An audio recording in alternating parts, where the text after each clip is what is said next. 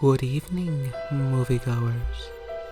Welcome to the Theme Park Workshop podcast.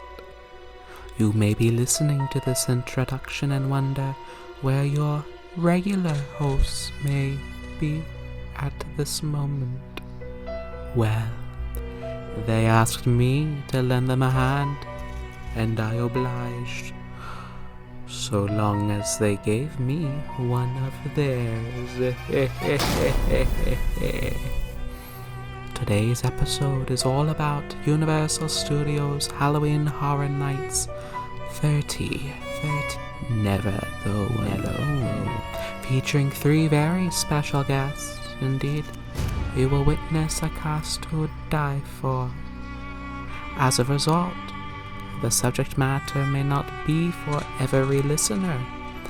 If you find this subject matter or spoilers for The Haunting of Hill House loathsome, offensive, or otherwise something you would not be caught dead listening to, might I suggest one of the earlier episodes on the feed or the many videos on the YouTube channel?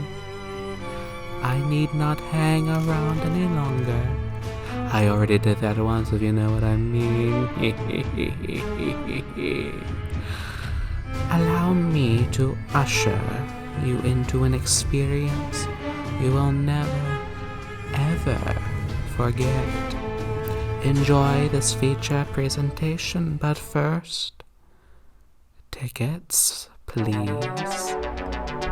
I get a grin again. Film is a weapon. They're coming for you, Barbara. I will keep these lights up until the day I die. I think there's a chance that Will's still out there.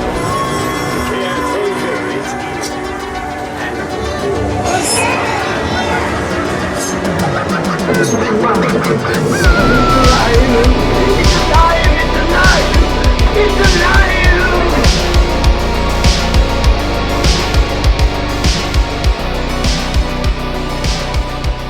Welcome everyone to Theme Park Workshop. We've got a very special episode here today. Jonathan is not able to make it. He's got other commitments, but we're talking about Halloween Horror Nights. And you know, the phrase this year is never go alone. So I've got a great panel with me. We've got Killer Kells herself, Kelley Daiker. Hello. So excited to be here. We've got Baddie Bella Harvey. Hi, everyone. And we've got the Nick Ghouliest of them all, Nicole Wills.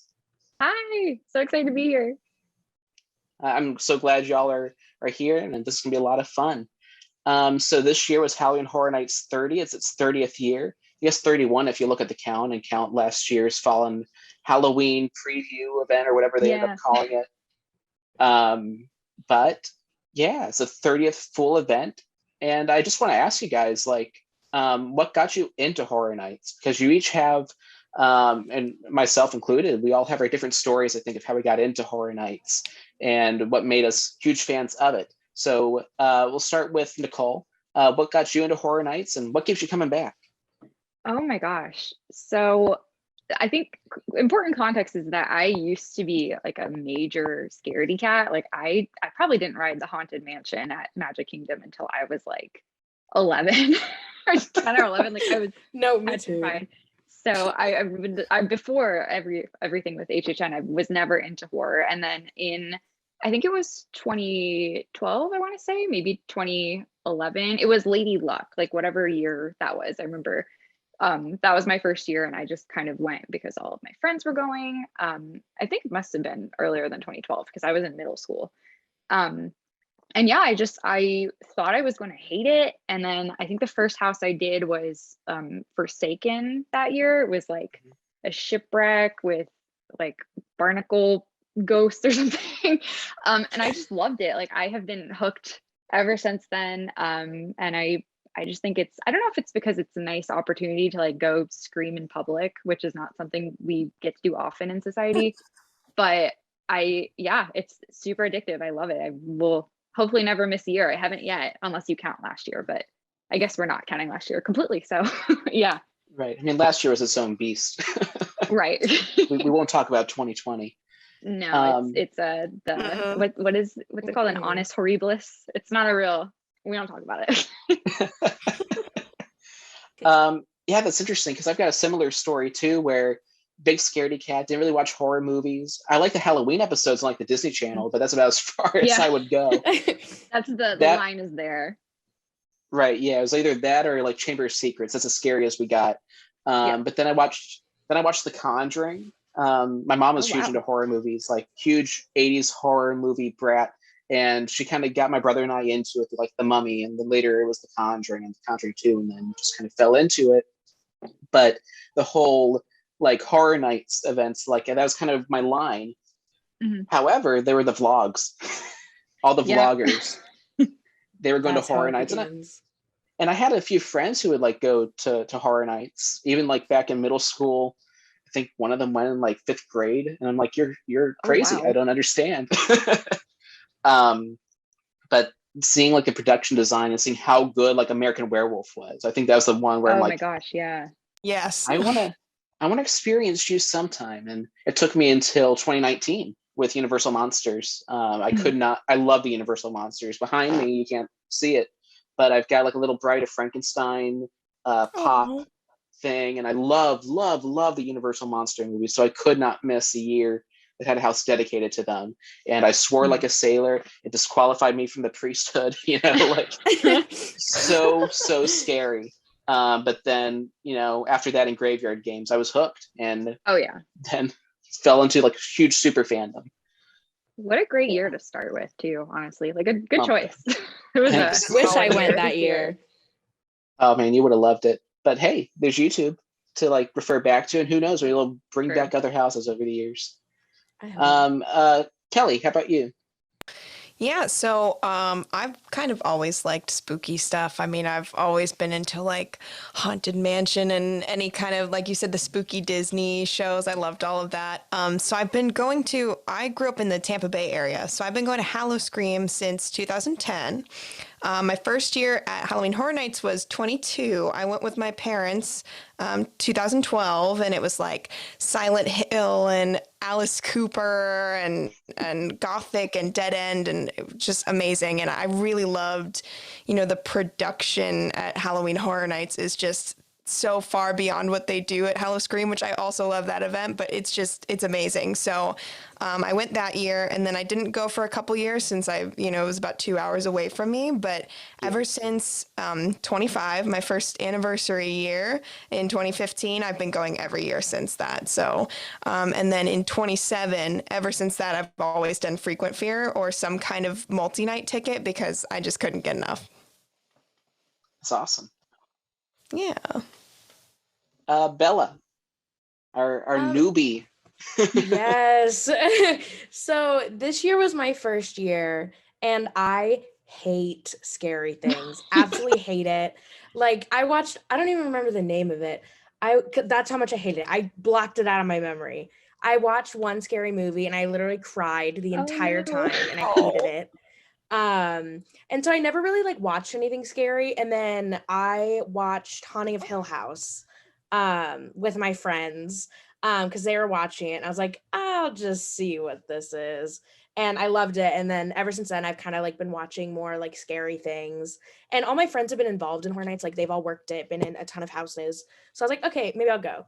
And they were doing it this year, obviously. And so I got a frequent fear because in the back of my mind, I was like, I think I'm going to like it. But on the other side, I was like, I'm going to hate this.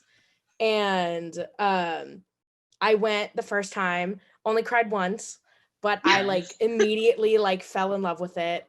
The first house I did was Beetlejuice, and I was like, oh, this is cool, And now I counted last night, I've been 15 times this year. Wow. Oh, wow. Oh my gosh. Yeah. And I'm going on Sunday. So it's just kind of like become like this thing, and like I just want to go there every day. Like I want to be there right now, but blocked out. So Yeah, so this episode is coming out after Horror Nights ends. So if we miss anything on Sunday or whatever the last night is, Bella will make sure to let us know like what happens there. Definitely. I'll be there It's a all great night night to go too. Like I feel like I've gone on, maybe not on Halloween, but I've gone on the 30th before, and it's always dead, which is fantastic. Yeah, and it's gonna be cold this weekend too, Yeah. so it'll be nice. Seasonally appropriate weather for Mhm. once. Definitely. I remember when I went when they 28 when they did Vamp 85 and I was in there when the ball dropped at midnight and it turned Halloween and that was like the coolest I thing was ever. with you that night. I was gonna say I feel like you were with me. We were there together. Oh, Oh, ow. that was the best. 28 was the year that really made me like love Horror Nights. Yeah.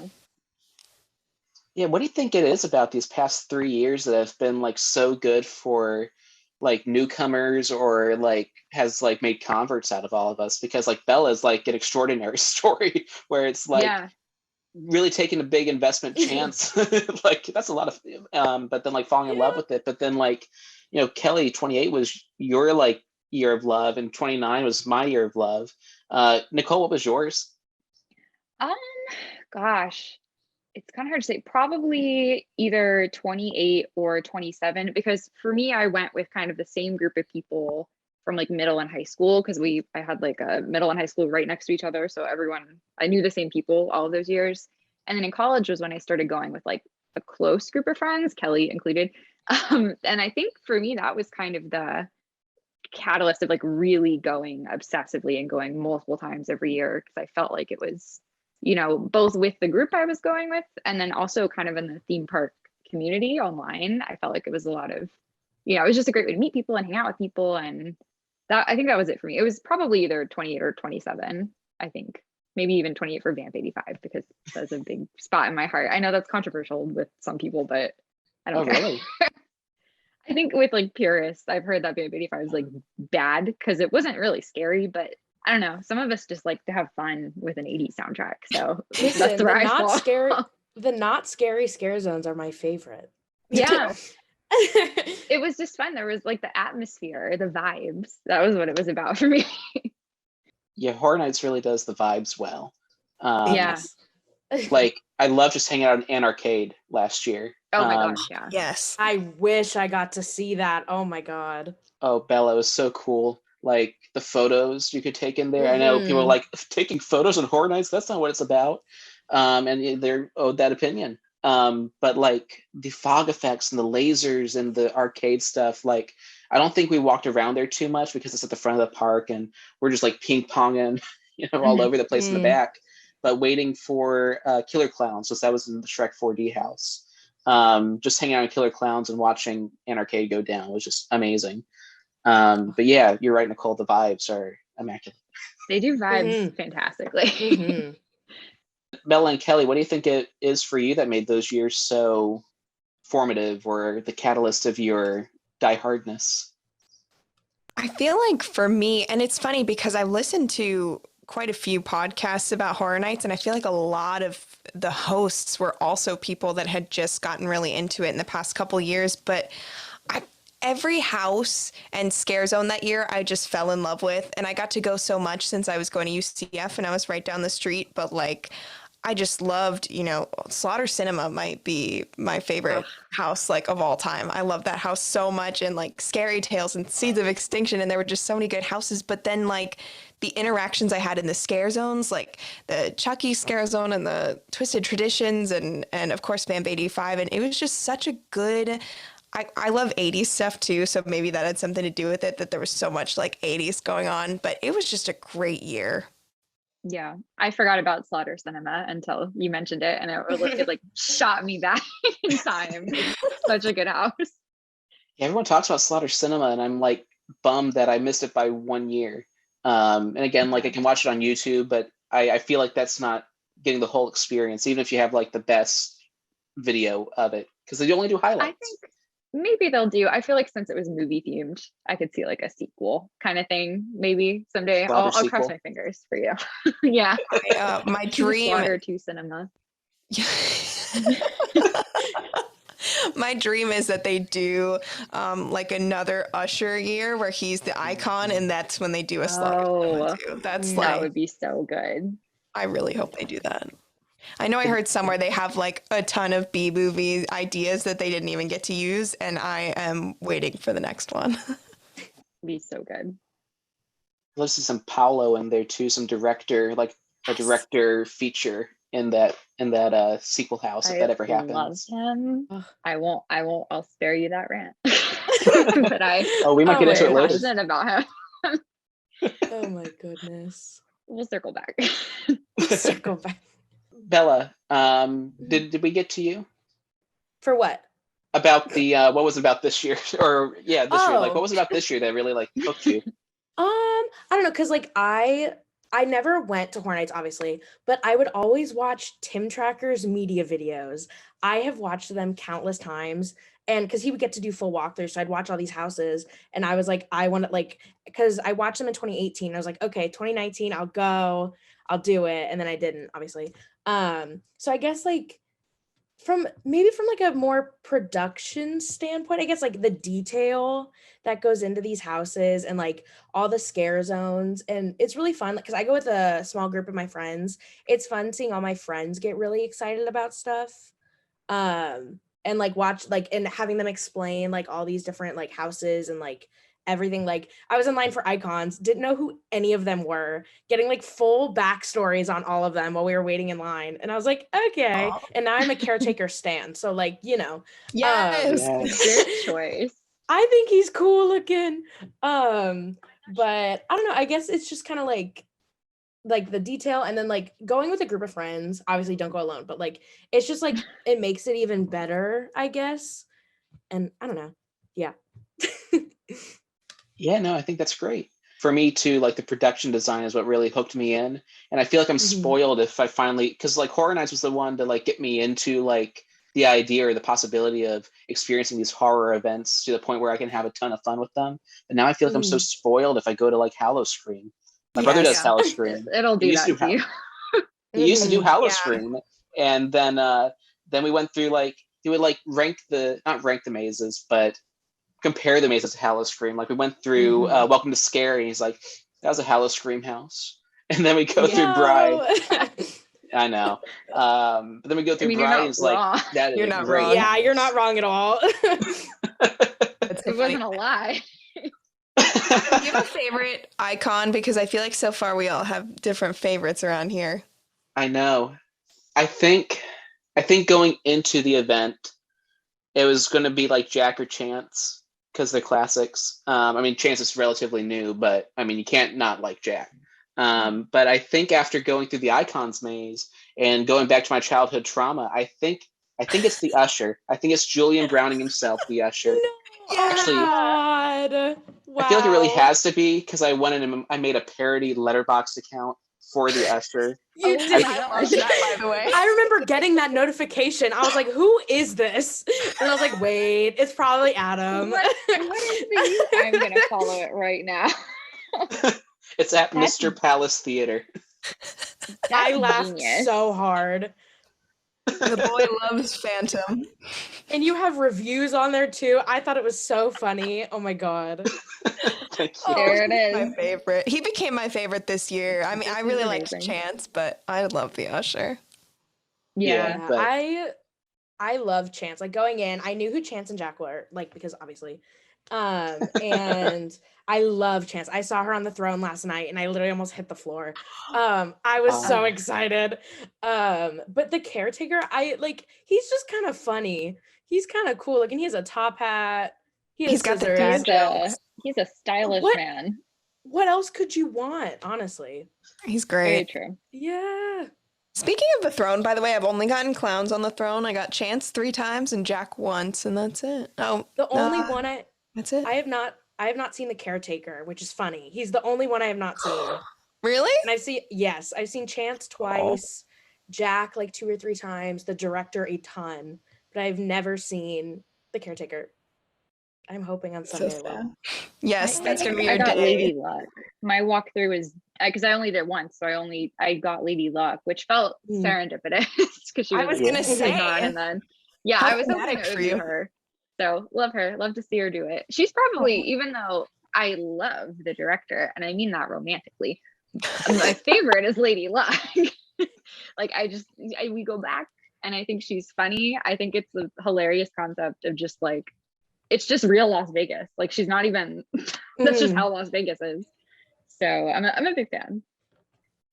I feel like that's like like Chance has a special spot for me. I mean, I don't know if Jack counts as an icon for 25, but 26, I count that as like my first icon year because she was the icon of that event. And it was really cool to see that. Like, I wish I could have seen more icons. I remember when I was younger, like passing by Universal because we had went during the day and I saw all the stuff for the Usher. I don't remember what year that was, but I was 19. like, man, I want to go to that. Was it 19? Yeah, I wanted 2009. to go so bad, but I was not old enough yet. Yeah. It's I probably wasn't for old the enough for best. those commercials. Me either. Oh, I Bloody remember Mary. seeing them. I remember seeing them all the time and I was traumatized. Or like the things in the grocery store where they'd Yeah. have like the tickets. I was traumatized by them. Yeah. The Bloody Mary commercials like burned in my brain. That was before I Yes. went. That's, I think, postponed me going by a few years. Me too, for So, sure. Yeah. Good for her. I was happy to see her in like the tiny little place in Icons where she's kind of represented, but Yes. she did a number on young Nicole. Oh boy, my fiance hates scary things, and I'll talk about it later. But I finally dragged him there, and we were going through Icons, and he turns to me, he's like, "Oh, this one's not that bad." And then we walked in that room, and I think he almost fell on the floor, like I thought he was gonna die. Aw. Yeah. It's a lot. Yeah.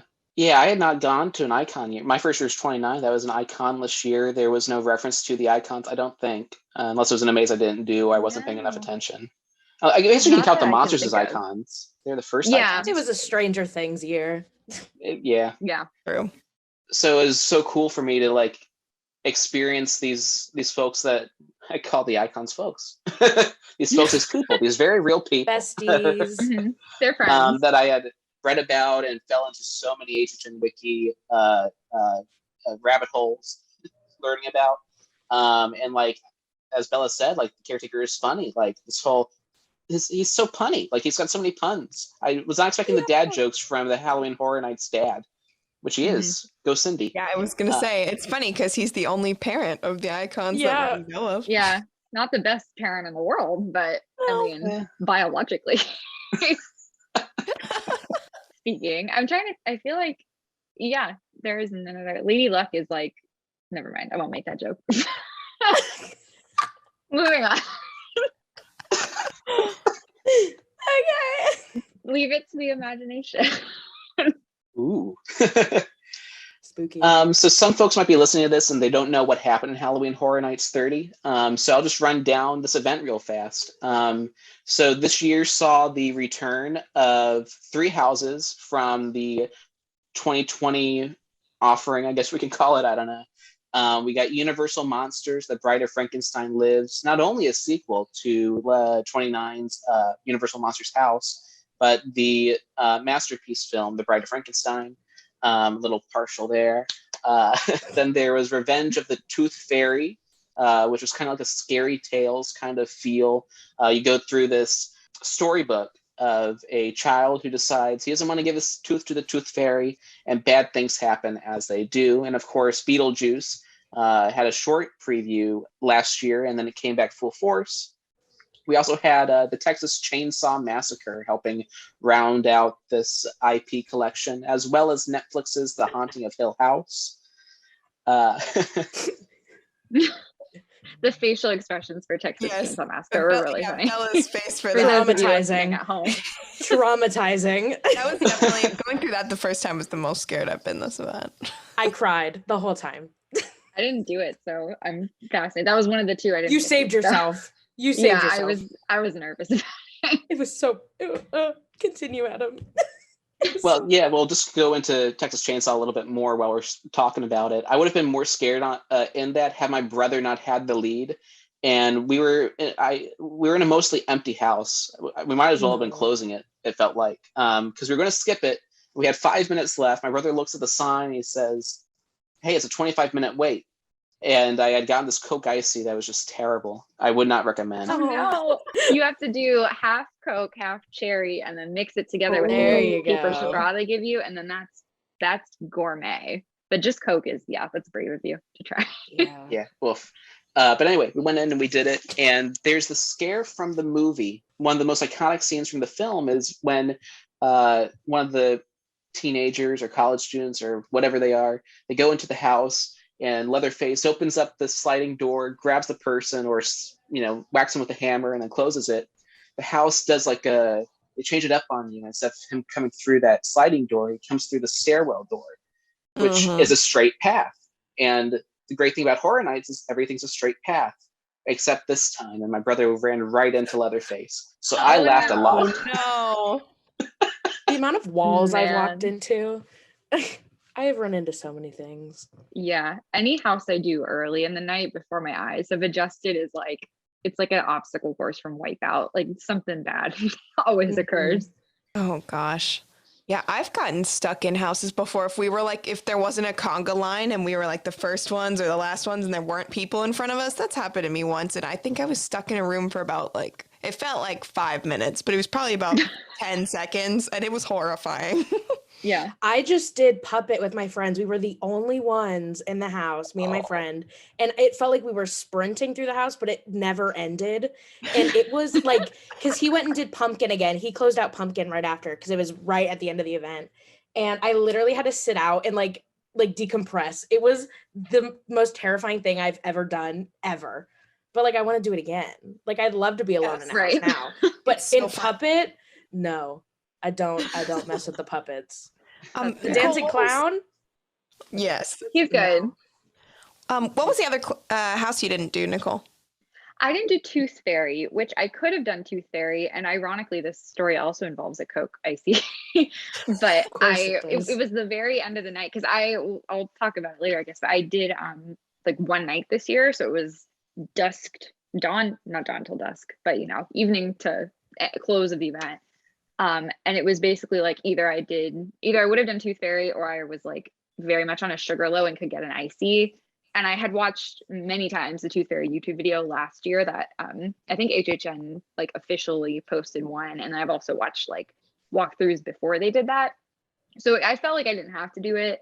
So I got a Coke icy with cherry Coke or cherry whatever I would have mixed picked in as well. I would have picked the Coke icy too. Don't worry. That house scared It was me. just like it was 2 a.m. or 1 a.m, I guess. And I don't think I wouldn't have made it to my car if I didn't have straight sugar injected into my body in that moment.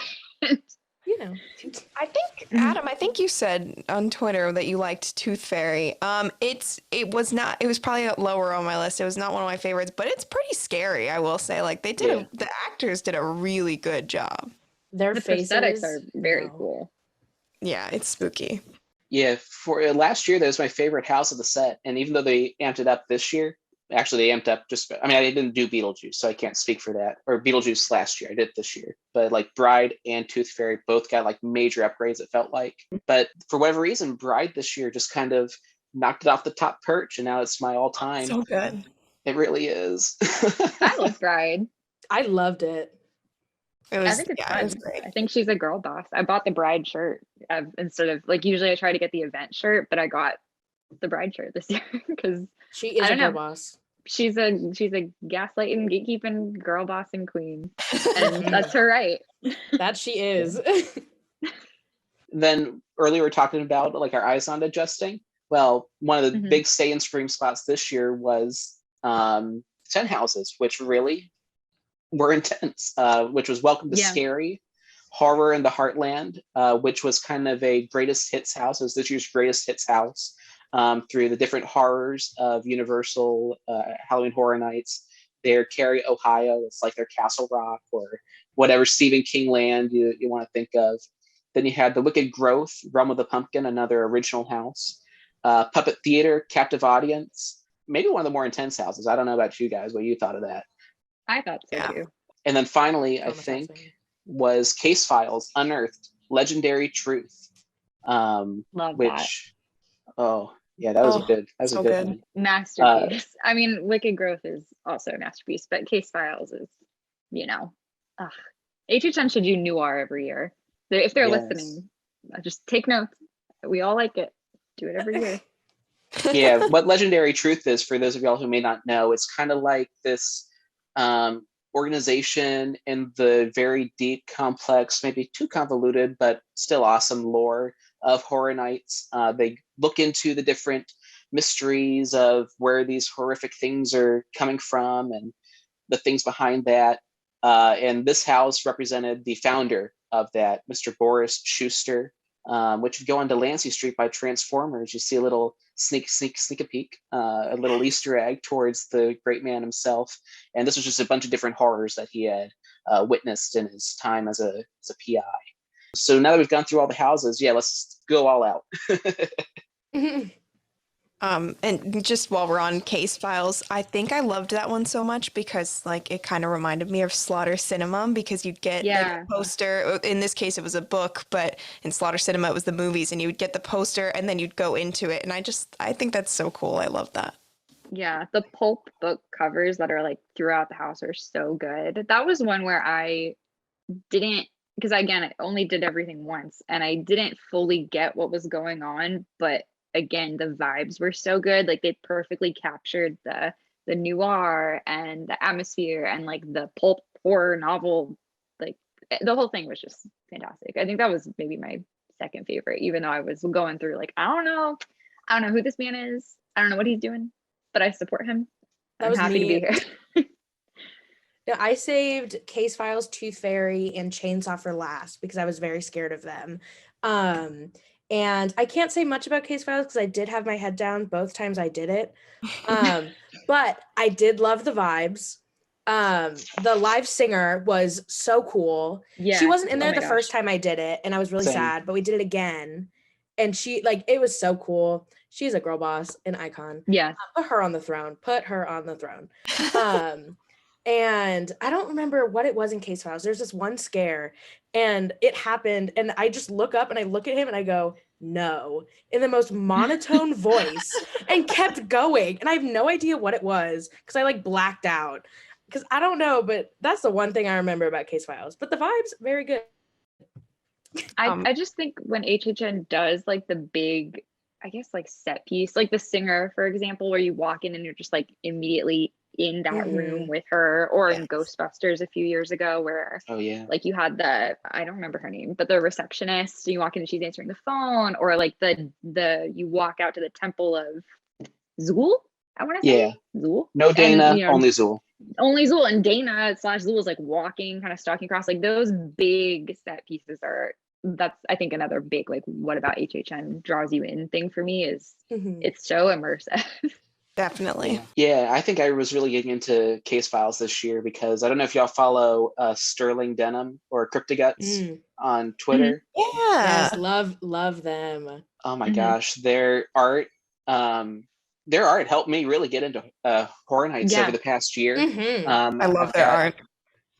The Vamp 85 work they did for that year is I think it was on sale during the event. And I always wish I'd bought it because it was so good.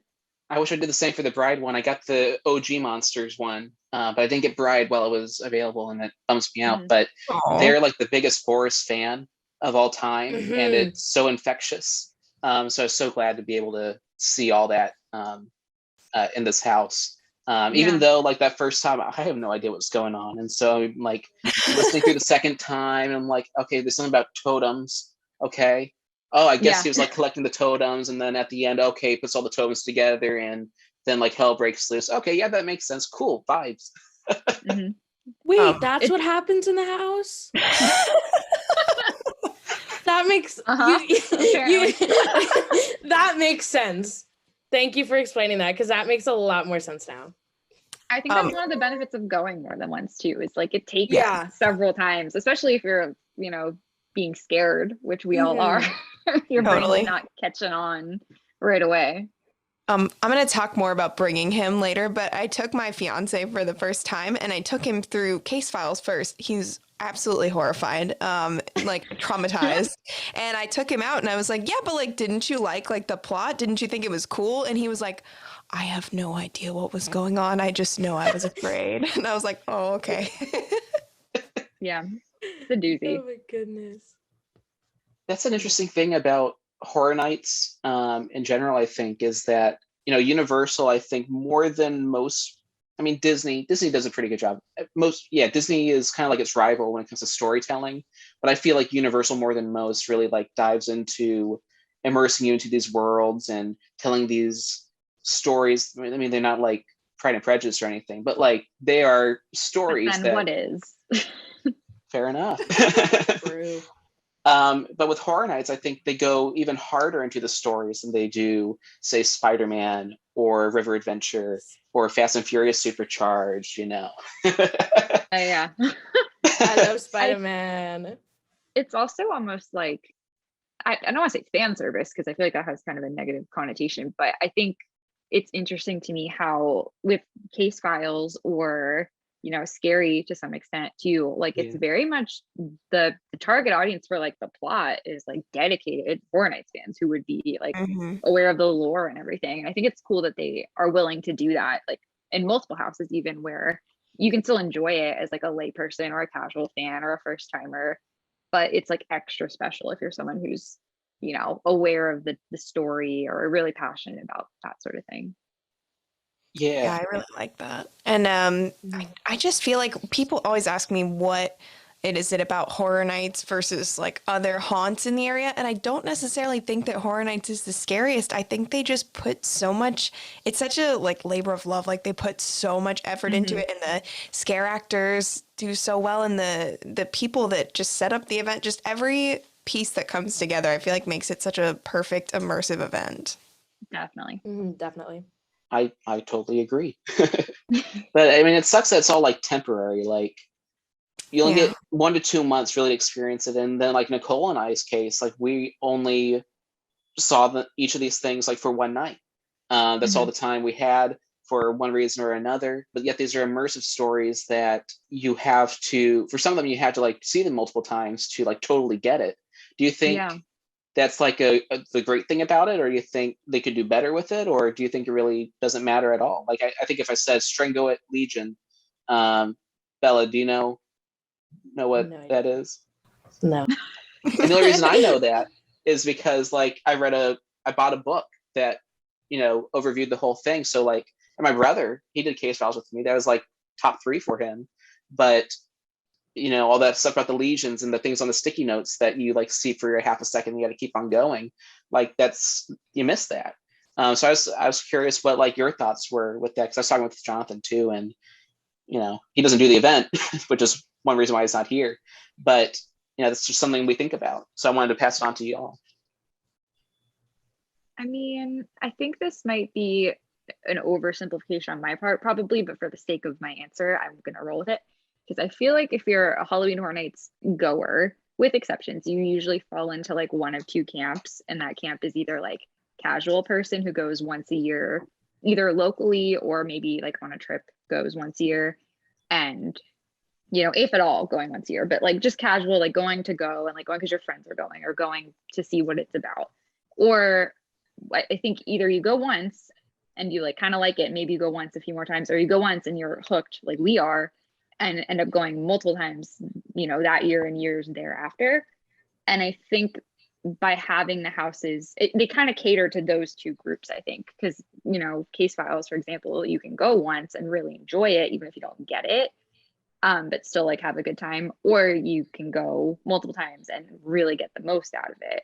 So I think, I don't want to say it doesn't make a difference, you know, because I do think if I could have gone multiple times this year, I would have. I think that's the best way to do it if you can and if you're really into this stuff. Yeah, same. But I think it's okay if you only go once. Like they make it, you know, immersive and scary and fun enough that you don't have to fully get it to really get the most out of it.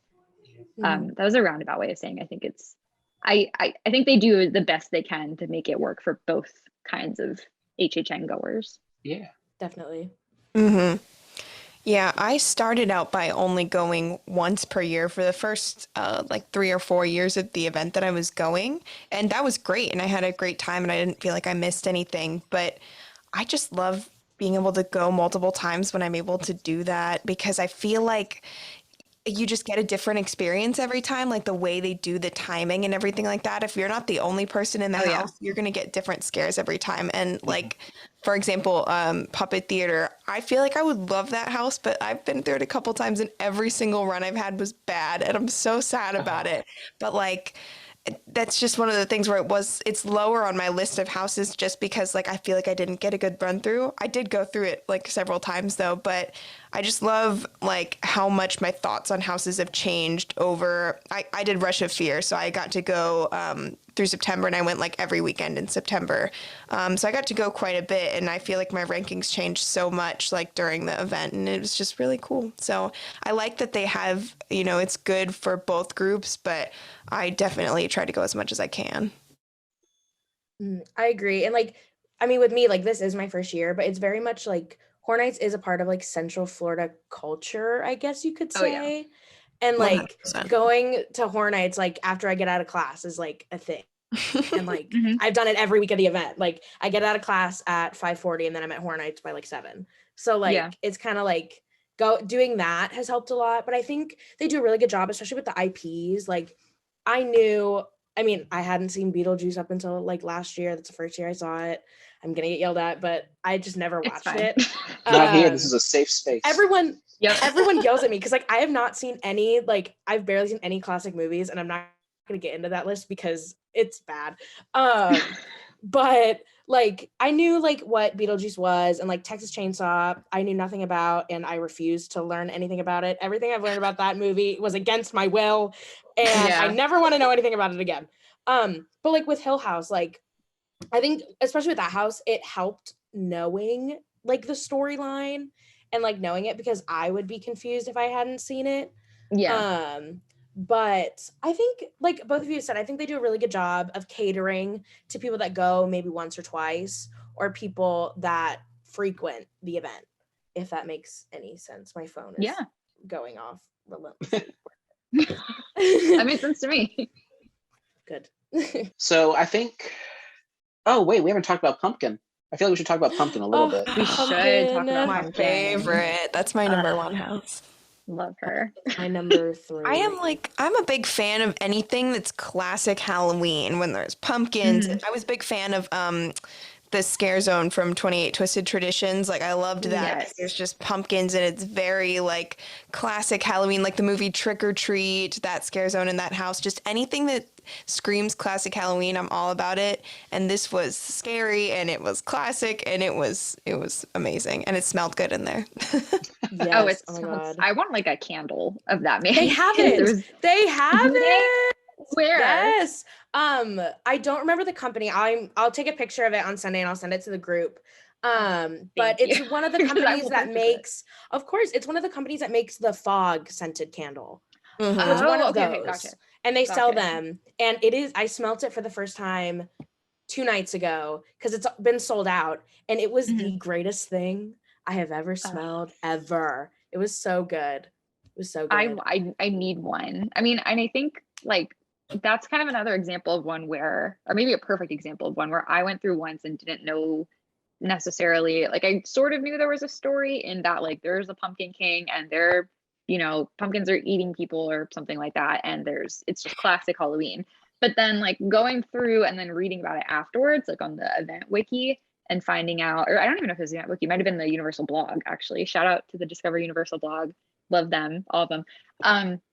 But like finding out the story about like the witch and how the witch like helps the Pumpkin King with the mission of like all this stuff is that like I think that's a good example of I didn't know that and I had a blast and that was my favorite house, but knowing that makes it even more like chef's kiss.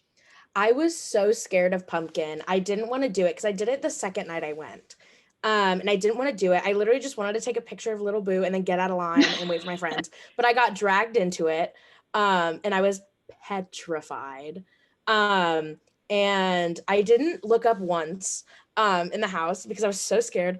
And then I did it again the next time I went. And I've done it so many times. It is like one of the, like, I mean, this is the only like thing I can go off of for haunted houses, but like, it's like one of the best ones at the event, if not the best. The Pumpkin Lord at the end, I always blow him kisses and wave at him. He's so cool. Amazing. I love him. I bow to him. No, every single As time. we should. I love him. It's his world. Put him on the throne. Yes. I think he has icon potential. Him and Little Boo, put him up there. I think he should be the icon of 31. I think it'd be good. I agree. Mean, he's very popular. I agree. We need like a super Halloween pumpkin-y themed 31. I feel like that would be. Oh my gosh! Yes, yes. That's what I've been thinking this whole time. Yes. like classic. Oh my gosh. That they should hire you for that if they're listening. I was gonna say, Universal? hire me Universal. I would love that.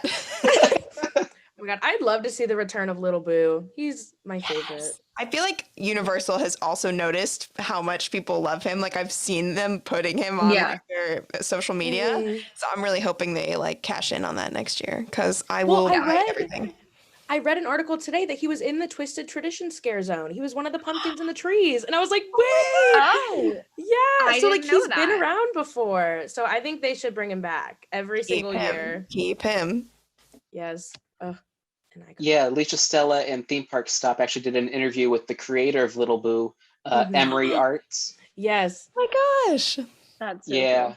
That's amazing. and she was saying on there that one, she's coming out with a story, an illustrated short story at the end of this month or sometime next month about Lil Boo, like the story that she's created for him, Oh, and my I'm excited to God. read that. But she's also like, hey, Universal, if you want help with Little Boo and making more stories with them, I'm here.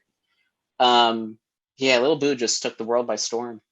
you really did. Mhm. Like He's that's so the HHN cute. fandom in a nutshell, is like latching onto one vaguely obscure thing and turning it into like the thing that the official account is tweeting about. It's like Literally. the bear. I don't understand the bear. Yeah. part, but he's Bear! cool.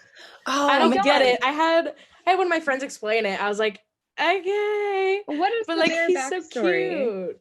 All I know about is that he was in the compilation house. I can't think of what it was called from 25 that Jack presents or whatever. Oh, And yeah, there was okay. a room where he was in there and he popped out and people would go bear, bear, bear, and the guy would start dancing. So Oh, that's Amazing. super That's beautiful. highly think he's an icon as well. I He's did not know that was his. I just thought he was chilling. Yeah, I thought I don't that he know. was just like a recurring character, just like he was a silly costume that someone wore for Scary Tales one year. I thought that's what it Yeah. was. I think But they again, I kept know bringing nothing. him back. But yeah, I mean, I Mm. think because he was in the HHN, the Jack Presents, I think he must have been in a Scary Tales before that. And then I think he was in the most Right, recent yeah. Scary Tales. Yeah, they've been putting him I at the always end of forget that was houses. like a sequel, because that was my first Scary Tales that I went through, was the 2018 or 2019, whichever year. So I didn't realize that was like a recurring thing. Quickly, I'm just going to say my thoughts on Wicked Growth. Yeah. That was definitely the best of the tent houses for me. Those just I marathon those because I stay and stream them. So it was like scary. Okay, wow, good. I'm glad we're back in the Horror Nights spirit. And then it was Puppet Theater, and it's like, wow, that was kind of creepy. And then Wicked Growth, and then I immediately was like, all hail the Pumpkin Lord. And that's the house I had the of course. lowest. I had the lowest expectations for that house. Was I'm like, how can a pumpkin be scary? It's called the Realm of the Pumpkin. How can it be scary? And then I went in and it was scary and it was cool and it was great. And I wish that's like one of the two houses that I wish I could do more if I had the time. It's that and Scary. I wish I could do more. Actually, any of those 10 houses probably, because they all started to blur together after doing 10 houses. A lot of 10 houses, and then I did like 2 or 3 like an extra run. And so by the end of the night, I could hardly remember Realm of the Pumpkin, even though it's an amazing, amazing house. And I love that everyone. I'd be surprised if it doesn't get House of the Year this year. Me too. Oh, yeah. Just with the culture around it. Well deserved. And I feel like this year is such a solid year that it's hard for any house to stick out too much, because I feel like every single house is so good. Yeah. Yeah, but Wicked Growth was just amazing. I mean, I love it so much. And I did have high expectations for it, but I didn't think it would be as scary as it was. Nicole, did you ever do Scarecrow the Reaping in 27? Yes. Oh my gosh, yes. Ooh. Love So- that house. I feel like it gave me, like, as far as scariness, like it gave me vibes of that one a Very lot. similar vibes. Definitely. Like married with the Twisted Traditions scare zones, which I loved so much. So yeah, that was just really great. Scarecrow was petrifying. Like all time, one of my all-time favorites. Was that the same year as, not to go off on that tangent, but was it the same year as Dead Exposure? I think it was, right? Or was it think not? so. Oh, Dead Exposure was scary. That's what that year was like so intense for me. Gosh. But I do feel like Pumpkin was like kind of like Scarecrow but more whimsical, which I Yes. liked. I love both, but yeah, definitely it's similar. I like when they do that sort of like, at least to me, maybe this is just like my personal horror taste, but like the rural, like abandoned farm vibes are very Yes. scary to me. I hope to never be on a farm that is abandoned. I don't even really want to go to a operational farm, but like an abandoned one is so much worse. She No said, offense to "No any farmers farms." listening. I respect your work. I'm just like not rugged. Like horses scare me. It would not be good. So You're gonna get canceled by all the farmers. They're gonna come stop. for you. Oh, I'm geez. pro farmer. All the farmers I- that are listening, we're so Farmers. sorry. the farmer lobby that's listening right now, I respect you. Sorry to the a- farmer community. It's a me problem. So I think I want to transition next into like our experiences. Like we went along to the houses, and of course we'll get into the shows too, which were both great. But what were some memories that you made this year? Because as we were saying, it's not just the houses. If it was just the houses, it would still be a great event. But like we each have gone in, and I know Nicole, you're saying at the beginning, it was with your friends, with your close friend group. That's where the love started. Bella, you always go with your friends. I go with my family. And we have a blast, and Kelley, I'm sure it's the same for you. But what were some memories that you made this year that are just going to stick with you? So this year I made one of my favorite memories ever. So I talked about my fiance. I brought him. He hates everything scary. He won't watch scary movies with me. He's not a fan of anything. He gets very easily freaked out by things. So we went to Halloween in Orlando first. He was horrified, but he was like, you know what? I'll go to Halloween Horror Nights with you.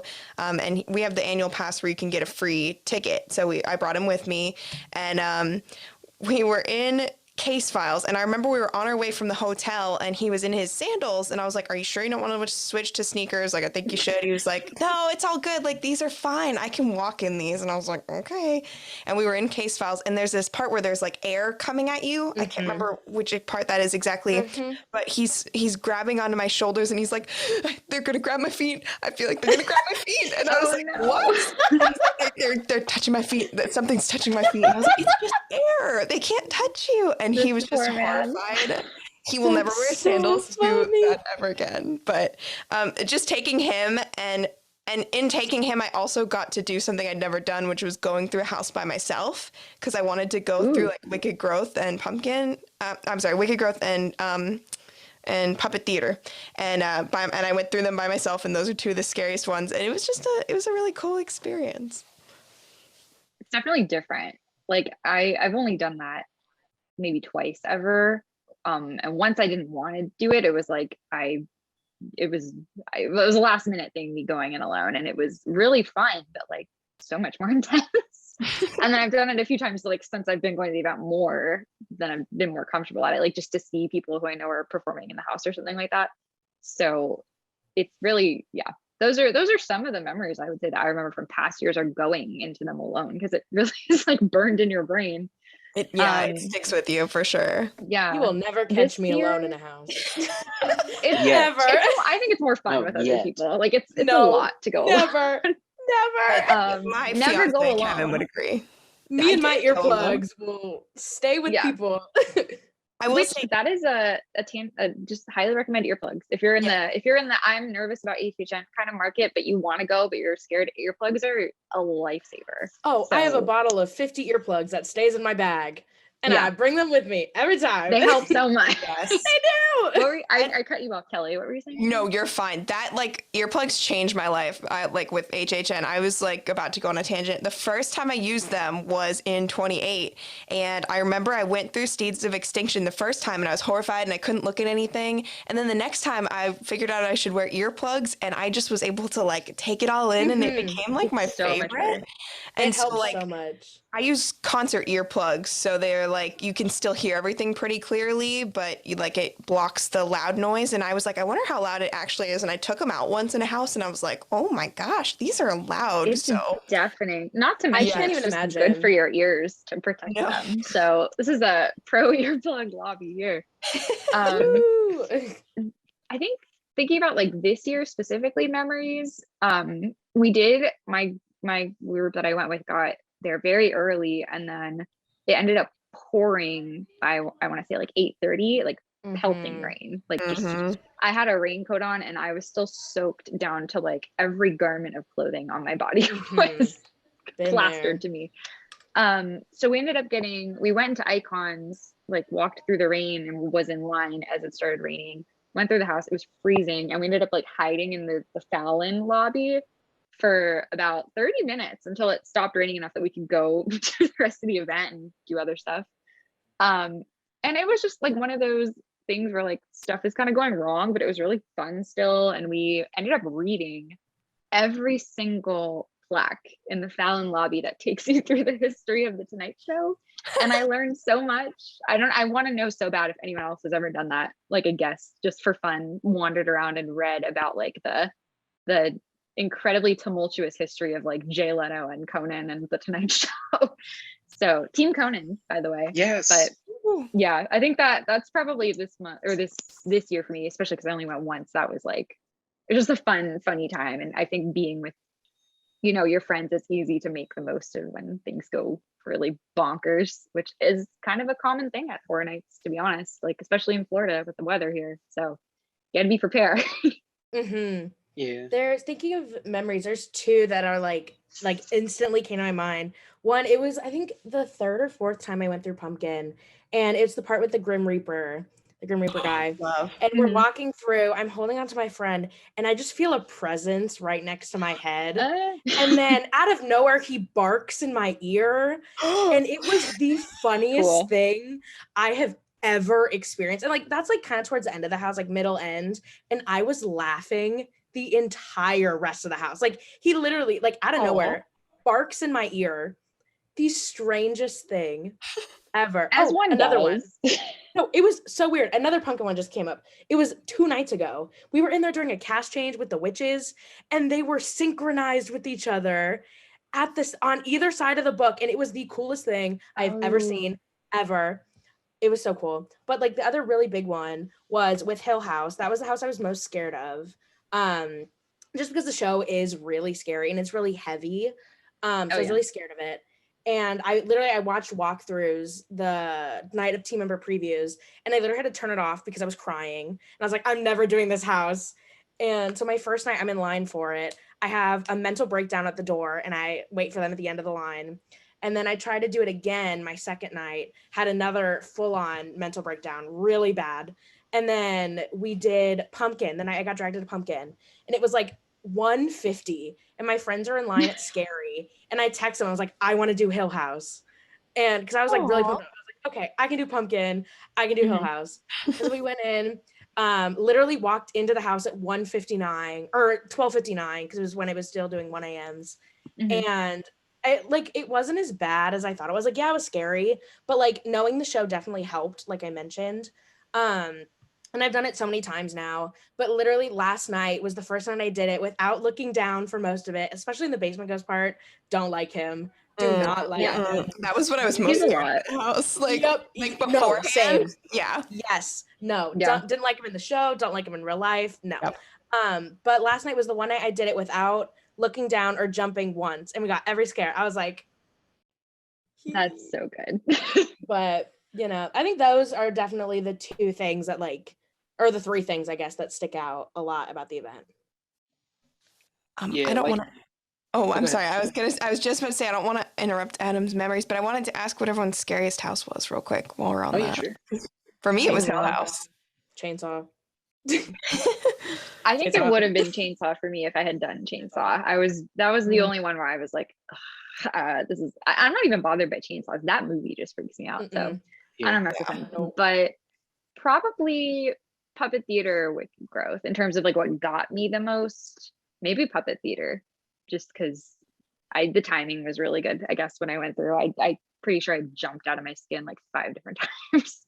That hallway, that dark hallway in Hill House took me out. Oh no, I feel like I'm floating. Big, what was it? Graveyard Games energy right there. Yes, like absolutely. Remember that? That's what all my friends have said. That it was almost identical, maybe worse, because Graveyard Games had like the whispering. This was like, I think if I remember it, quiet, which is worse. Yeah, it was just quiet, the talking. What's really cool about that scene, if I interrupt, Kelly's interrupting. Well, you're not interrupting. You know that. You know. When after going through it a few times, like I finally like heard the audio, and it's of the fight of them in the car. If anyone's Oh. listening, I'm sorry for spoiling it. And that's the Steven's scare with over. Nell going through that is- Sam in the car. I And did that's not why she realize pops up that. at the that's why she pops up at the end. And it took so many So times going good. through, and I was like, wait. Also, that scare in Hill House, that was like the first episode I watched with my friends because I joined them like halfway through. Oh, Really wow. bad.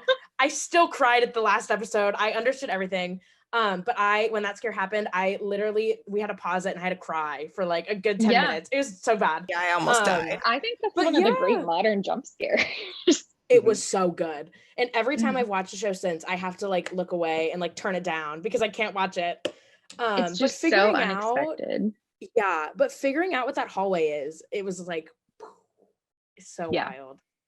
Thank you for telling me that because I did not Of know that. That's course. amazing. Yeah, Of same. course. Adam, what was I- your memory or your scariest house or both? Maybe it's the same. Ooh, I wish it were. It's not. Okay. But I wish it were. Fair enough. No, my scariest is also Hill House. That was one we might have, like, my brother was not about it at all. He had never seen the show, so he was really Aw. interested. And I told him he needs to watch the series. I told him, but he. It's really good. Oh, it's so good. You'll see, I want to rewatch cry, it like right you'll now. Cry more. Yeah. But like I had seen the show, I was interested in seeing it, but I didn't think it was going to be like frightening. I didn't think it was going to be like as scary as it was. And going through it, it's a long house. It has 2 dark hallways, which Mhm. I was fine with one dark Yes. hallway, and then I turned the corner and like, oh no, there's a second one. And Yes. it's got 100% more dark hallway. it's got like those binaural sounds or whatever they're called. Like I don't know how they do it, but it's dark and it's all around you. There's no pop. I mean, I think that last hallway has the pop out now, but that first one doesn't. And it's No, just the she's dread. above you. Oh, she is above you. That okay. Did you not see it? I saw one with Nell above I me, think- or the bent neck lady. Spoilers, whatever. Ooh, Who? I'll put a little disclaimer at the beginning. I feel like it's been out so long. If you it's been 3 years. Yeah. Anyone who doesn't know deserves to know now. Yeah. But that Hot first take. one, she's above you. Hot take. Okay. I think that this house would have been so good if it was last year because it would have been right after the show came out. But anyway, Yeah. that would have been cool. Yeah. Tea. Yeah. Yeah. One of the victims of the last year being canceled for sure. Mm-hmm. Along with the But- Billie Eilish house. For one of Oh, them. yeah. Oh my But god. That's, we don't have to go into all that. Anyway, yeah, but yeah, Keep Oh. going. sad. I'm happy for the replacement, but I am bummed we didn't get to see what that was. It's kind of like the Jaws I think it would've been Gringotts, so cool. Jaws Diagon Yeah. Alley thing. Both are great, Yeah. but man, the replacement is also like awesome. Yeah. But yeah, with Hill House, like the dark hallways, I covered my ears walking through the second one. And my brother's like, "Why are you covering your ears?" I'm like, "It's the dread. It's the dread of not Yeah. knowing." Plus, it was Mhm. long, but also like it captured everything about that show so well, which I wasn't sure they were going to do because the show is Mhm. so heavy. Like it's not Yeah. that scary. I mean, it is quite scary. Mike Flanagan is out of control. Yeah, Icon. yeah. He's a yeah. genius. It's Yeah. just like every time I watch something by him, I'm like, I'm ready to be scared. And then it's like, no, you're actually very sad. And I'm Yes. "Oh, Bly Manor. And he hates cats. Oh, Why He does he does hate hate cats? I really do not know. I've only watched the first episode of Midnight Mass because it very religion heavy, all that stuff. I'm like, made me anxious, so I had to stop. But I'm trying to watch it again. I want to. It's on my list. I It's on really mine love, too. Oh my god, I don't remember her name. The one who plays Theo. Kate. Who's her? Casey. Yeah, Kate. I'm obsessed with her. Even though I can't remember her name, but like, I just think she's so good in everything. Which I think they're married. Not to They go on are. a Mike Flanagan lore, but yeah, they're together. Wait, no which is way. really cute. And she was in like his first. I don't remember what the movie is called because I haven't seen it, but I know she was in a horror movie he did, and then in Hill House. Wait, and was it then- Hush? Oh, Hush. Yeah. Yes. Hush. I Yeah, saw yeah, yeah. that. Very good. I've heard it's good. I need to watch that. Very Yeah, good. so they're a power couple. So cool. Mhm. Wait, so you guys are telling me nobody's scariest house was Beetlejuice? Mm. Honestly, but it was a will lot of say I fun. got scared because that was the first haunted house I've ever done. I will say I did get scared by the giant puppet head. Me too. Oh yeah, Me too. Scared. Who? Yes. I think it's because I let I my caught guard that down. one during a shift change, so I Yeah. missed a lot of the scares, but I still had a ton of fun. I've so it had was fine. really bad runs of Beetlejuice every single time I've done it. So don't really have much to say. Visually amazing, but Yeah, meh. you know. Yeah, I had a great first half of Beetlejuice. Of course, like that opening where he's on top of the platform, he's telling jokes. Like it gets you right in the mood of what this house is going to be. Part. It throws in a surprise rotating tunnel, which disorients you, no matter how hard you try. Yes. And then you go into it. I loved how they incorporated Adam and Barbara into it with like they're like silly like funhouse scares in a way, and they're not supposed to be scary, so it's like really really funny. But there's some point halfway in the house that everyone in front of us like turbocharged through the rest of it. I don't know if like an op ahead was like saying move move move. I don't know if everyone just got excited and started like running through this house, or I don't know what happened, but we missed so many of the scares. So like I saw Barbara with the misshapen long nose head thing. Yeah, I saw that and like, I'm here, scare me. I mean, I didn't actually do that, but I'm just thinking and like, oh, come on. And she didn't come out, and missed a bunch of others. I didn't see Lydia at all in the maze. Oh no. Missed all the Lydia. I think I only saw her once, actually. Yeah, I think she's only in it once. She's only in it once. Character. Yeah. Oh, okay. And then she's got all red dress. Yeah, but she's it is a great. That is a great representation of the movie. I love that. It is, yeah. Like it's not at the top of my list at all. It's my number 10. It's my number 10. Scary just took over it a little bit because I got every scary scare, which was awesome. Okay. I did not like that house, but I didn't either. I did not, mostly because the chainsaw at the end. For sure. It also felt so much closer than everything else. And the chainsaw at the end almost hit the floor. Not a good time. I think I was not keen enough on the lore for that one. I was gonna say I thought it was gonna be more like Slaughter Cinema for some reason. I don't know why, but I thought it was gonna be more like that, like where I guess Slaughter Cinema wasn't really lore based that much. But and it might also be because I started going, like in my mind I've been going for a super long time, but in the course of like 30 years of the event I haven't, so a lot of it was still like not familiar to me. Like it was my first time ever seeing Meaty Meats at an event at all, I think. I did love to see HR Blood and Guts, who was from my first year. I adore him. So that was great. But I thought he was cool. I didn't get it in that house mostly. I will say 3 of the houses had Slaughter Cinema representation in it. So where was the Swamp Ape was in one, or maybe he was in not Swamp Ape. Swamp Ape? The Yeti Swamp. Yeah. Swamp Yeti, that's what it is. In the Wicked Growth House, there's a poster or something somewhere, but they also have the little midnight snack guys in the witch room. Yep. And then in Icons in the Usher's room, they have a bunch of posters in there. And then I can't remember I think they have posters also in Scary, but I just love that all those houses had representation from it because I just love it so much. It's a great, it was so good. It was nice to see it. I wish there was more of that vibe too, because that house was so campy, and maybe that's what I thought Scary was going to be. It wasn't really camp, it was more like a montage, like a super cut of things, which I'm sure to like longtime fans was probably cooler than it was to me. And on Twitter I've seen a lot of people who've been going a lot both this year and just like over time have like really fallen in love with the house. It's like their number 1, number 2, number 3, which I can understand from their point of view and their experiences, but like with my brother, it was a frightening house. His heart rate was up. He was checking his heart rate with every house. I know. It was fairly high. It's fairly high after. It's good to keep an eye on that. Yeah. I can understand why it's that high for some people because they understand the lore. They're trying to learn the lore. Kelley, you're saying you love the caretaker after this year, and like learning about the history. I just want Cindy to have her year, because it keeps on getting canceled. So I'd love to see her. So it was great to see her in her little scene, but it's also so much packed into like a 2.5 minute house. It's the shortest house there, I think. Yeah. In that small MIB town. But they put a lot in there, but it's one that I had to watch a couple of times. I try to like find out what houses were in it so I could watch those houses so I could try to catch the references. Yeah. It's like it requires a lot of homework. I think maybe that's the exception to my HHN usually does a pretty good job of making it enjoyable, even if you don't do homework. That one, I feel like maybe, not that it wouldn't be enjoyable, it just like would actively confuse people, I think. Like I went with people this year, or several people, no, one person in our group who'd never gone before. And then a lot of people who weren't like going every single year. And I think like one of my friends when we got out was like, what was like, I didn't know what would that have to do with Ohio? And I was like, I think that's just what Ohio is like.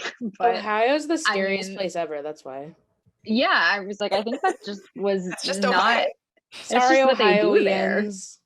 So yeah, sorry again if I've offended, especially if you're a farmer in Ohio. I can understand. Sorry to the state of that- Ohio. Yeah, I can see why you would have beef with me now, but that's fair.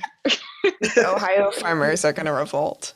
Yeah, they're coming for you. I'm gonna wake up to a controversy tomorrow. Yeah. It's fine. Oh man, need to put a content warning on here for Hill House spoilers and Ohio farmers. Do they farm in Ohio? I would imagine they Probably. do. I really do not know what goes on there, and the only experience I have right now is Scary. So Same. Yeah. It Doesn't seem like it's they probably farm. correct though.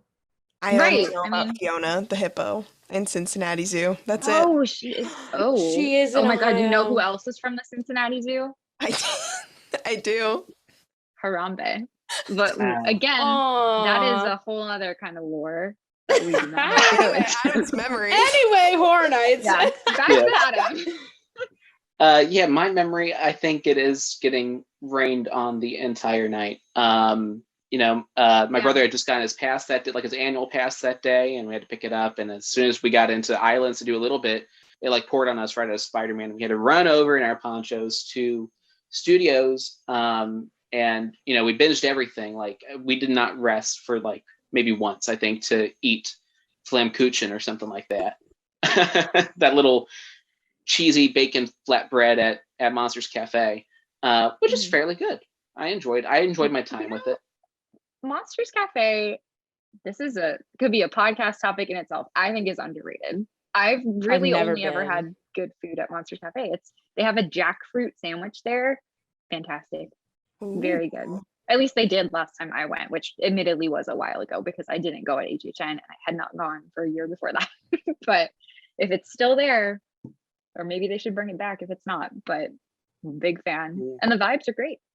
Yeah, I really need to go back in there because I haven't been since Twister was around. And I Oh have my my own lore with Twister and Monsters Cafe and weird stuff that I'll could be another get into podcast eventually topic. on this podcast. Yeah. But yeah, my memory is just like ping ponging across the park. Like, oh, Case Files is like 30 minutes. Let's go do that.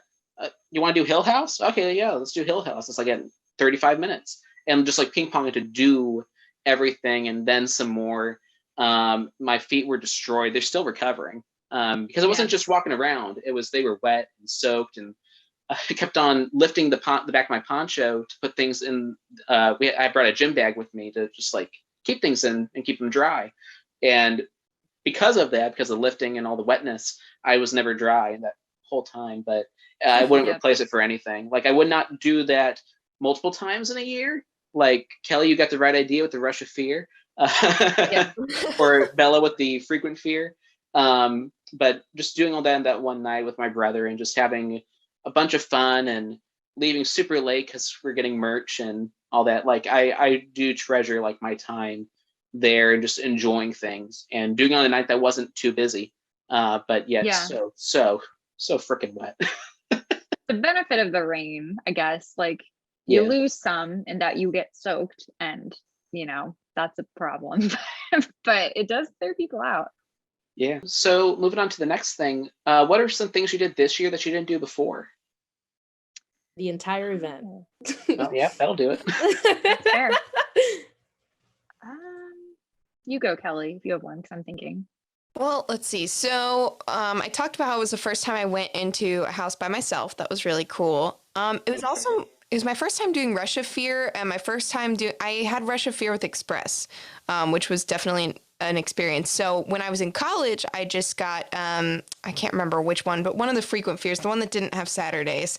And I just would go after class, and I would go, on weekdays and whenever I was able to go. And so I didn't really care about having Express because if a line was long, like I would just go next time. But I knew I had really limited time. And so I did Express, frequently for the first time. I mean, I've gotten Express in the past a long time ago when I would go for one day, but it was really interesting to have it when I had a multi-night ticket because it just made it very relaxed. Like I felt like I could go wherever. I didn't really look at wait times too much because I honestly didn't wait more than about maybe 15 minutes for anything, and most of them were almost walk-ons. So that was really cool having Express on a multi-night ticket. I wish I could afford to do that with Frequent Fear instead of Rush of Fear, but that would have been like double. But it was really cool. And I stayed at Endless Summer. That was my first time staying at like a Universal resort since I was a kid, at least, as an adult. And that was just a cool experience. So those were a couple new things I did. I guess I kind of had the inverse, which is that I have like maybe the first 2 years I only went once. But besides that, I've gone multiple times a year, usually like 10 to 15 times a year every year for the last several years. And this year it was the opposite where I only went once. So that was kind of different. And luckily I also had Express. Shout out to Marley and shout out to Carol, Marley's mom, who let me use their exec pass that night. Bless them. Because I cannot imagine, at least on the night I was there with the crowd level, we never would have been able to get through 8 houses without Express. Yeah. So that was fantastic. And yeah, it was just, I think there's a lot of fun in going one night because it does kind of up the stakes and you do kind of run around a lot and you feel like you have more energy because you need to have more energy. But like next year, assuming like the plan for me next year and forever, as long as I'm living in Florida, is to have Frequent Fear, Rush of Fear, because it's just, the relaxation and the lack of pressure, and also just getting to like look forward to going more than once. That's all worth more to me. But yeah, going one night was like a flashback to when I was maybe 14 and didn't care if I did everything. This was the first year as a big fan I went one night, so it was a lot of pressure. Yeah, there are a lot of firsts for me, but the one that sticks out to me is my first time doing a Horror Nights show. I've never seen any shows at Horror Nights. Oh. Granted, there's just that one year that I went where we wanted to see Marathon of Mayhem, but just with the wait times at the houses, like every time we got out, the show was halfway through, and right, we didn't want to wait an hour and then lose house time, and it just didn't work out this year. But we made a point of seeing both shows, and Halloween Nightmare Fuel was just mind-blowing. Awesome. The effects in it and the dancing was great. The heat level in a lot of ways is got a lot of people talking. I didn't see it and I'm so mad. I really wish, because it was one of those like having one night sacrifices. We just didn't even, I think we sat to eat for a short period of time and we were trapped in the Fallon lobby for a bit, but we didn't have time. So I've only heard good things about it and was an things about the hotness level as well. Yes. I'm going to do a hot take. I'm going to go into the shows tangent real quick and do a little hot take here. Go. I've never seen the Lagoon shows. I heard it was really good in 29. I need to watch it on YouTube or something, but I've never seen either the Marathon of Mayhems. I don't know about like when I was younger when I would go, but ever since like being a UCF student and on, I've pretty much always seen whatever stage show they had. I think they need to bring back a comedy show. And I know Nicole also loved Bill and Ted, rest in peace. You're right. But I feel like when they have a comedy show there, it just it's a palate cleanser. It breaks it up, and it was so good. And I only got to see one Bill and Ted show that I can remember, and it was amazing. And I feel like they need to do something like that again. But Nightmare Fuel was also incredible. Yeah, I completely agree. I'm a huge Bill and Ted fan in general, of just like the fictional people. Most excellent. So I understand. Yeah, they're simply bodacious. And I understand that I have a very biased opinion in that way, but they're great, and I really like them. And I thought, I agree. I think it was a nice way to kind of split up the night, and it wasn't. I did love Academy of Villains, although I don't endorse them as an organization, but I liked the show when they had shows. So like I like that they had a plot and everything, but still it wasn't like it was the same vibe as the rest of the event. Whereas Bill and Ted, I think, had the benefit of being different. So, and I mean, the new movie just came out like last year. So I don't know, they feel relevant to me, but yeah. Or like, I know Jack had a show for, I think it was 25, I want to say. It was that was so like good. gory, but it was funny. And like, he's, it's like black comedy. Mhm. So I don't know. I think I agree. I think that would be. I get the appeal of the dancing, and I do like. I did enjoy the Academy of Villains shows, and I had fun at them. But yeah, I think something mixing it up would be cool for sure. I don't really have much to base it on because I didn't see the Lagoon show. I'd always like walk by it and it looked cool. It was very loud. But I did see Nightmare Fuel and I have a bunch of times and I really liked that show. I thought like the dancing is, I mean, incredible. All of them are so talented, but the aerialists and the people with the fire, they are all incredible. I thought the music was fun. I did wear earplugs for it though, because it is very loud. Me too. Like even with the earplugs, like I have the really thick foam ones. Like even with those, it is ridiculous. But like as like a first Horror Nights stage show I've seen, I thought it was very solid. And I hope it comes back in some capacity, maybe a different theme next year, because I thought it was very good. This is Good thing you're sponsored by earplugs, Adam. It's really convenient. Earplugs for your ears. Yes. That's what they're for. This is like a completely different topic, not to bring it on this, but they're closing down Fear Factor Live. And I don't know where they're going to put it. I forgot. Oops. Yeah. I heard I heard back rumors when about they the had Blue Man's Group stage being a possibility. That would be interesting. I mean, yeah. And it's not that out of the way. I know when they had Academy of Villains and Bill and Ted for a couple years at the same time, they would put them on like the temporary stage outside of Malice, which I don't think would work now just because of like the scope of the show they do. But I could see like a stripped down version of that or of Nightmare Fuel maybe if they want to have both. But yeah, that's interesting. Rest in peace, kind of. Yeah. I mean, I won't miss the Fear Factor show, but Well, Jonathan and I were talking about this in the last episode we recorded. It's not out at the time of this recording, but it will be by the time this is out. But we were talking about that. It's like what's going to happen with Horror Nights now that Fear Factor is going to be gone and probably going to be replaced with the Potter VR. I think that's what the rumor is. Yeah, we'll see how that goes. Something like that. And one thing we brought up is maybe they'll put it in Blue Man Group, and he was thinking maybe they might put it in the Grinchmas soundstage. I don't know where that is in relation to everything. But that could be an option because they use that. Heck, if they move the whole thing over to Islands of Adventure, I don't know why they would, but I would love it. I would love an Islands year. They Didn't it used to be over there? They did one, or maybe they've done more than one. I know for sure one was there. Three. Wow. Oh my god. Yeah.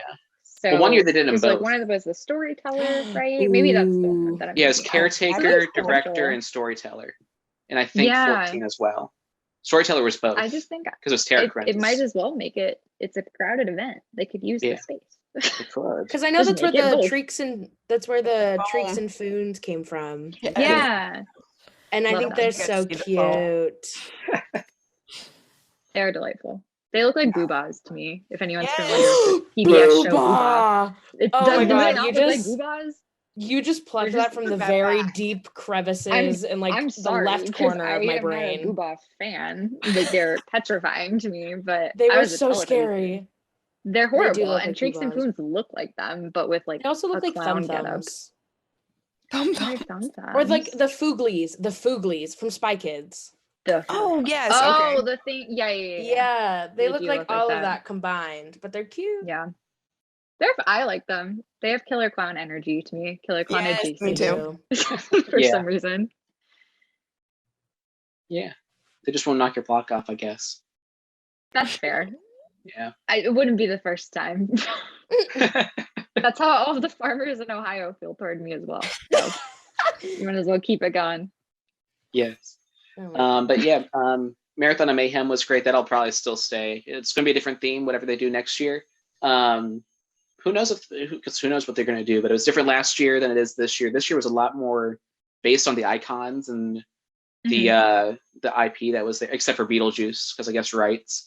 But and last year was like Ghostbusters and Stranger Things. So I know a lot of people weren't as hot on the new Marathon of Mayhem on Carnage Factory, but I really had a blast with it. I didn't see the first one in person, so maybe that helps. I thought the music choices were great. I love seeing Jack and Storyteller and Usher and Director all pop up in the lagoon, and the music just like destroying my ears, but it was just a great time.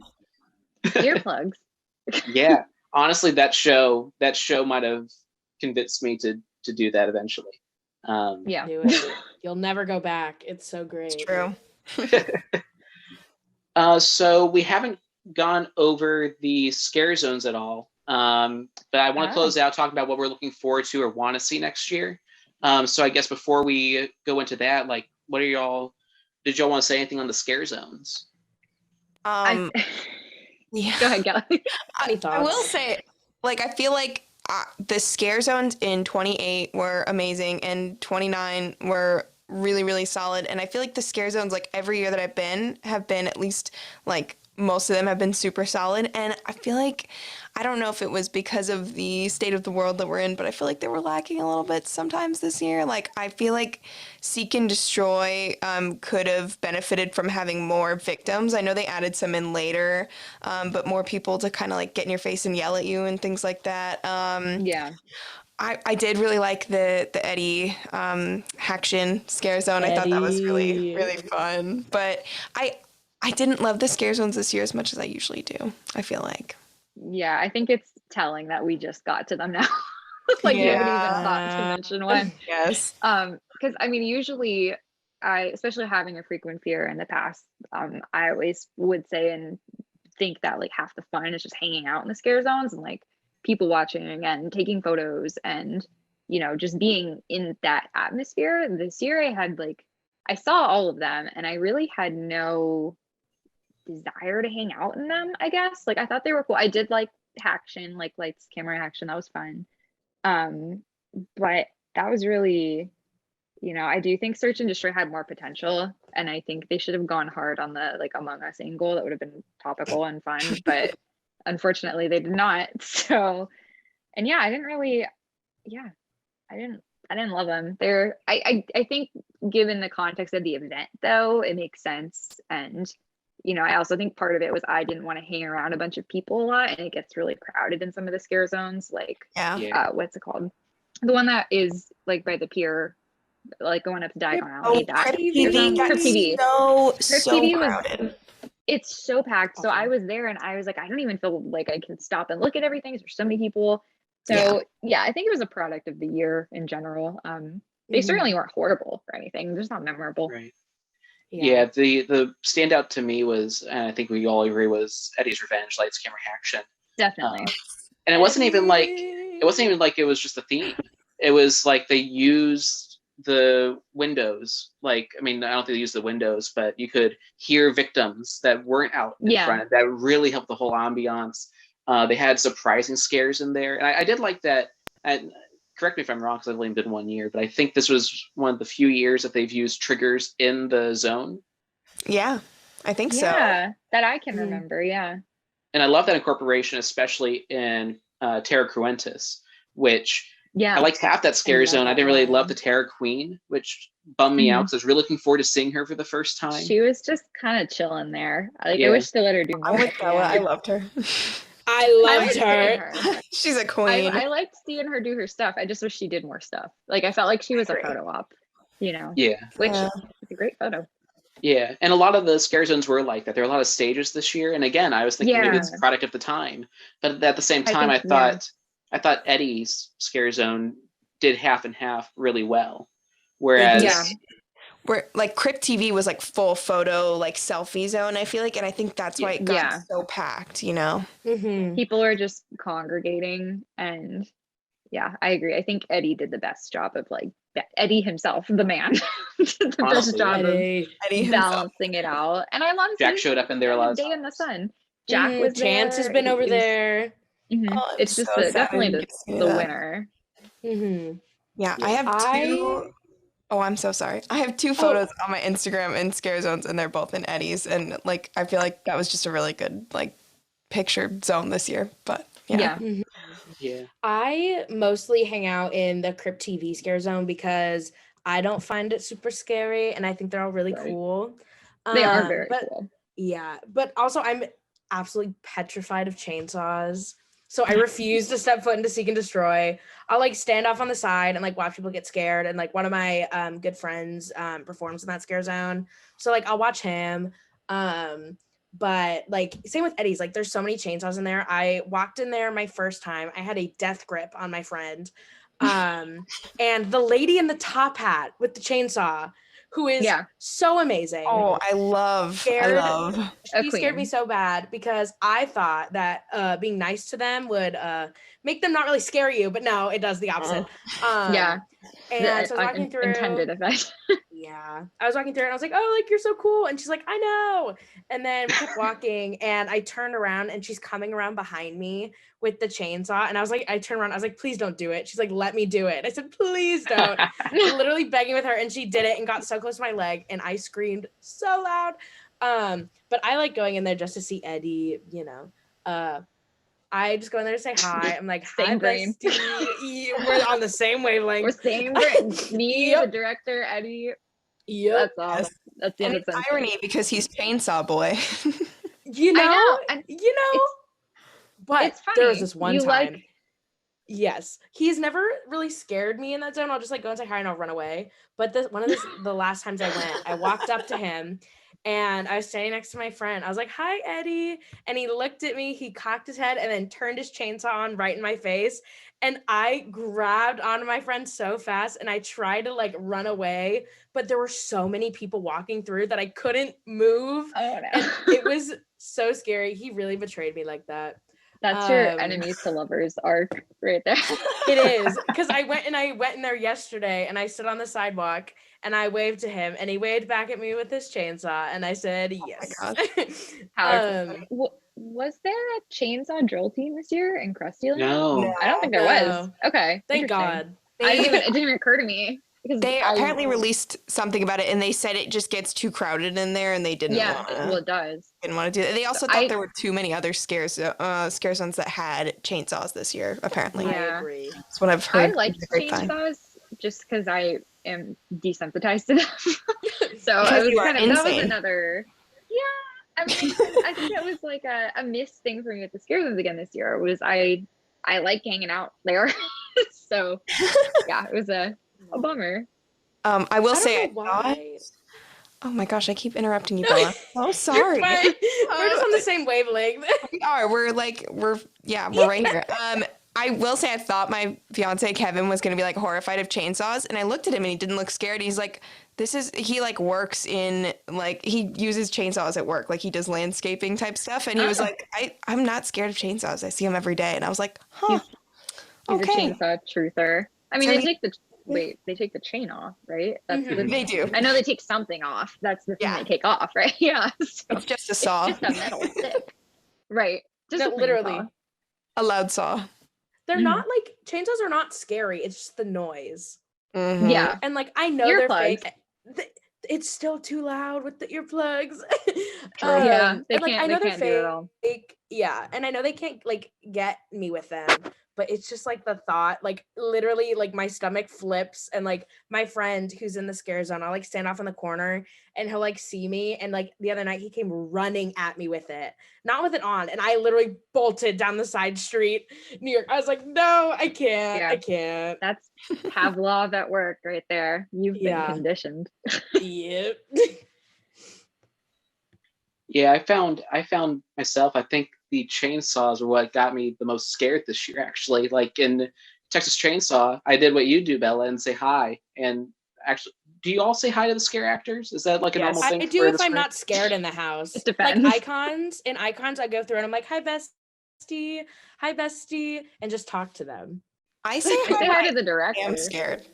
I'll say hi to them if I am scared. I'll be like when I was going through Wicked Growth by myself, I was like, hi. Yeah, it depends on the vibe, like, which is ridiculous but true.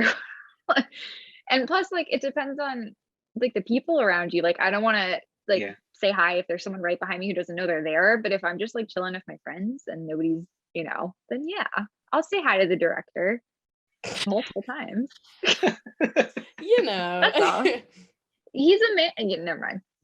He's just never mind. I just think. I could put the E on the show if we need to. So go ahead. think that he is great. That is all. I'll leave it at that. I'm I getting have a it. crush on I him. get it. Fine. I have a Like, crush on Julian. pushing It's me all about right. it. If that's the case, we could double date. It'd be so Yes. powerful. Though. Oh, we could go see a movie. We could go see one of the Phantom. director's movies. Yes. Yes. Oh Just have It to would follow just the have to be rules. God. a certain type of theater, like the kind they go to in American Werewolf in London. Real quick, while we're talking about those two, did you guys know that in Icons, the Usher is filming? Yes. The director is filming the Usher. I mean, when he's like hanging. Yeah. Oh, I think knew that's so exactly cool. what you were gonna say. Yes. I love that so Very much. cool. That's one of those details that I didn't notice until probably like my third time walking through for some reason. And I was like, I didn't notice it until Yeah. Tuesday when I was there. I was like, wait, because I That's knew the enemies to lovers arc.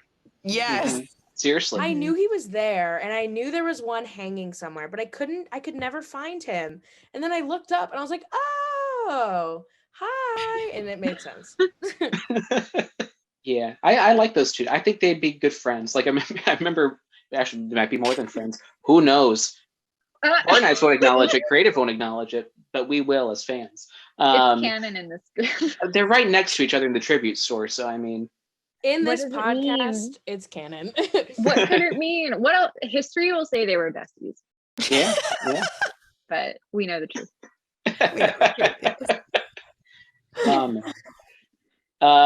Yeah. Anyway, once again, thank you all for doing this show. But before we wrap up and hit the road, so to say, what are you looking forward to next year? What do you want to see? Ooh. I have thoughts. I have a lot of thoughts.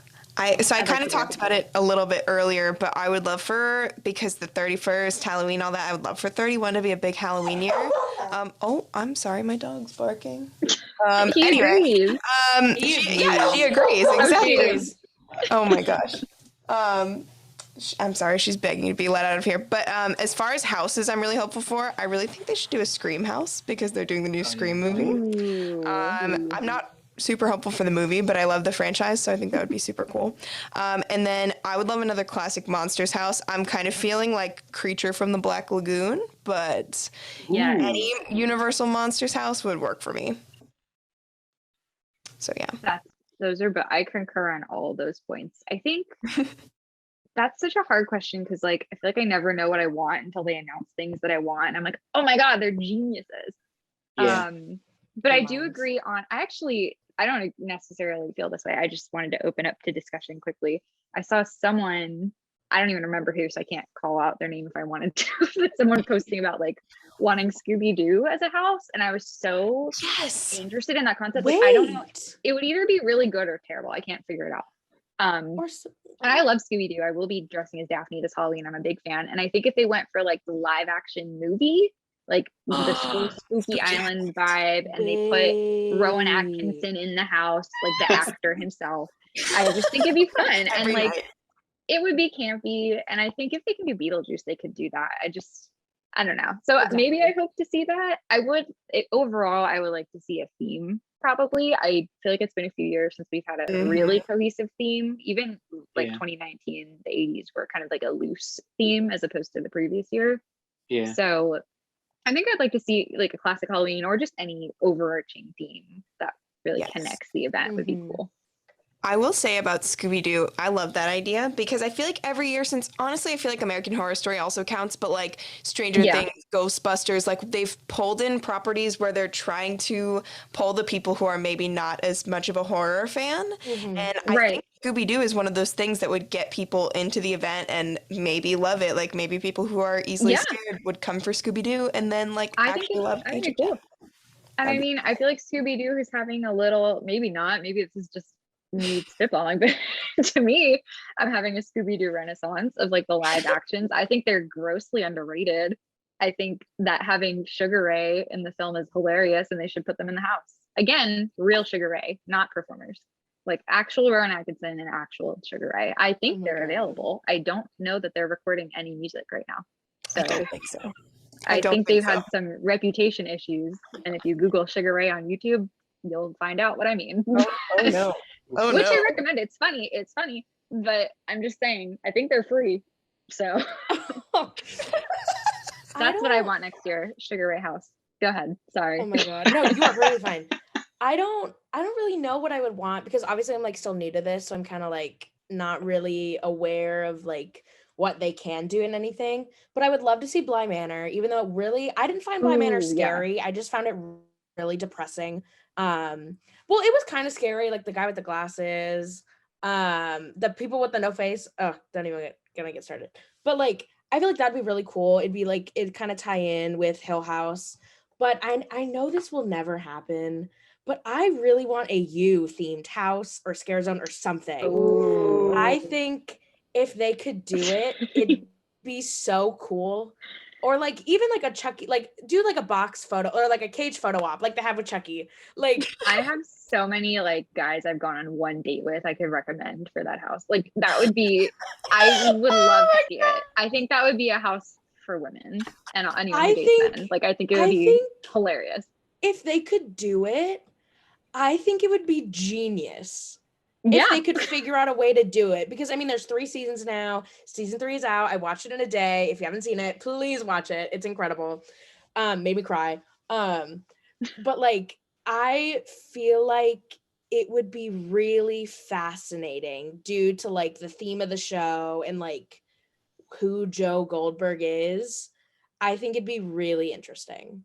I think that would be like actually scary. Yeah. And I think also, it'd be terrifying. By the way, audiobooks, Santino Fontana, who is... Does he narrate it? He narrates them, yeah.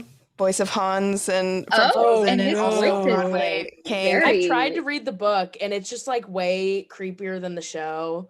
So I can't. But I feel like if they like played really in like with the sound that they do in the dark hallway, I feel like they could do something like that for his narrations. Like I think it'd be genius.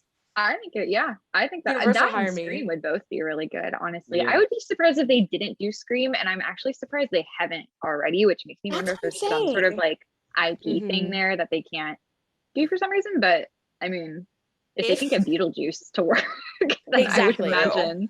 They are like, they seem to be besties with Netflix, so I feel like they should definitely be able to do some of those Netflix properties, but I love the first Scream movie, and I feel like if they did a house, like I would love them to do it based on the first Scream, because that movie is just fun, but yeah, I'm super excited to see what they do. Yeah, speaking of Scream, I don't know if y'all have heard of or follow Storybrooke Entertainment, I think that's what they're called, but they just did a video on their YouTube channel about the canceled Scream house. They actually were going to do a Scream house based on the first movie. Wow. A couple years ago. So what they talked about in this video was the rights holders, I think it might have been Miramax or Weinstein Company or something like that, but they wanted to be based on the TV show. What happened was Universal Creative themed it around the movie because that's what people were watching. That's what they knew. That's what they loved. And they couldn't come to a compromise on that. And so at the last minute, they rethemed it to The Purge. But if you go back and watch that Purge house, and it wasn't Horrors of Blumhouse, it's just The Purge. Drew Barrymore's mannequin is in there. The sets are graffitied, so you can't tell that's actually supposed to be the sets from the original Scream movie. So I think Universal wants to do Scream as much as we want to see Scream. But the show was the reason why we didn't see it. Dang. So with 2022 bringing us a new Scream movie, if it is great as we hope it is, or want to hope it is, then I that would be really cool to see. Yeah, I'll accept that. I'll accept the new movie if they can't do the original. That would be really cool. No, they should do the original and put Matthew Lillard in the house. And again, I mean the actor. Put him there. I want to see. Is he going to be doing double duty? He's going to be doing double duty at Scooby-Doo and in Scooby-Doo. I was going to say they need to duplicate him, like make the technology, make it work so he's in both houses. Yeah, Scooby-Doo. They're going to do a 13 Ghosts house as well, and he will also be there. So he's doing a lot at this event. He's really. So if any of these predictions are correct, come back to this podcast. Yeah, you heard it here first. Universal, give us our money. Some houses I want to see. We talked earlier about like Run with the Pumpkin coming back. Whether it's more Pumpkin Lord, more Little Boo, but I think that's such a rich world, and you have to do. If this is 31 October 31st, I agree with you, Kelley. That would be Right. awesome. So cool.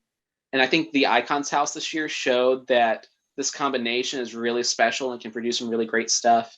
So I'd like, again, I want Cindy to get her years, but like, what if it was Cindy and Albert, Cindy and the Caretaker? I don't know what they would do Yeah. with that. That could be cool. Create some lore. That's all we do is retcon and make new stuff up. I'd love that. Slaughter sequel. But I do think it's weird. Slaughter sequel. I think it's weird we haven't seen the Blumhouse Halloween show up at all. I didn't love the 2018 movie. I haven't seen Kills. Who knows if Ends will be any good? But I'm Yeah. surprised Universal owns the movie. They advertise the movies. Even this year they were advertising That's it. a good point. That's So maybe never they've been done waiting for Halloween the House? trilogy to end. I think they've done house because they definitely done houses, but not for the 2018 movie, like the Yeah, not the the new. retcon of the retcon or whatever they did. Yeah, they did Which 1, I 2, and thought the 4. 2018 was fine. Like I just Yeah. thought it was okay. I think the first one is by and far like a classic. But yeah. the 2018 one was just like, as a Jamie Lee Curtis fan, I liked it, but as like a film, it's okay. So I wonder. I've heard Halloween Kills is like kind of subpar, so maybe they're just hesitant with that. But I love seeing him there. I get that he's overdone, but I love seeing him there. I think he's a classic. You know, I love the Captain Kirk mask. He's a good man. Me He's too. not a man, but he's good for what he does. True. He's good at it. I'm really sad they didn't get to do, there was some kind of licensing issue or something was released too early, but they were supposed to do Halloween 3 Season of the Witch at Universal Hollywood this year for Horror Nights. And then Oh. last minute they switched it to, I think they did Exorcist again. But I think it would be really cool to see what they do with Season of the Witch, if maybe we'll get that in Orlando or something at some point, because like, you know, he's not in that one. So it'd be kind It's of very interesting different, to see what they do with that. Yeah. That would be cool. That would kind of fit with the classic Halloween too. I was going to say that would kind of fit Similar with vibes. next year with our theme that Yeah. we came up with that Yeah. they're going to Take do. notes. Take notes, Universal Creative. This Yeah. is free. Thanks to our sponsorship from Earplugs, we can bring you this content for free. So you're welcome. Earplugs in the Earplugs hatred TM. for Orlando farmers. Ohio, not Yeah. Orlando. Ohio. Both of them. Again, any farmer listening, I'm rooting for you. Good job. No pun intended. I have no ill will with you. That was funny. Oh, Well, this is- wait. oh, I yes, didn't even go. realize the pun. Sorry. Oh. I'm rooting. What was the pun? I Very missed cool. it. Like We're you're rooting rooting for for you. around. Like roots, Oh, Like they Which- pull up the roots. which is like root. Wait, is there a scare zone or is root involved in something this year? No, never mind. Wicked Growth does not have roots. Pumpkin. no, they it's don't What have Evil- roots. It what might. evil is have- rooted here or something like that? It was like Yeah, 23. isn't there- the word root is somewhere in my HHN psyche for some reason. I don't know what it is. Roots. What but evil has that's a rooted here, callback. I think, is what 23 was. Yeah. There's Yeah. the roots. Isn't that in the Jimmy Fallon, right? Yes, which I now know because of how much time I've spent there. I'm looking it up right now, just out of curiosity.